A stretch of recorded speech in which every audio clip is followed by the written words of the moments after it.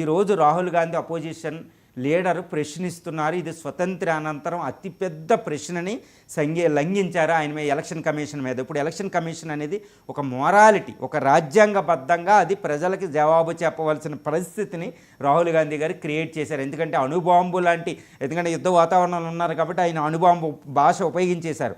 అణుబాంబు లాంటి సాక్ష్యాలని ఆయన digital screen మీద ప్రజెంటేషన్ వేసి కర్ణాటకలో ఒక ఏరియాలో సెంట్రల్ కాన్స్టిట్యుయెన్సీ ఆఫ్ ది బెంగళూరులో 5 లక్షల ఓట్లకు బదులు 6.5 లక్షల ఓట్లు ఫేక్ ఓట్లు వచ్చినాయి. మహారాష్ట్రలో 1 కోటి వరకు ఎలక్షన్ ఫేక్ ఓట్లు వచ్చినాయి.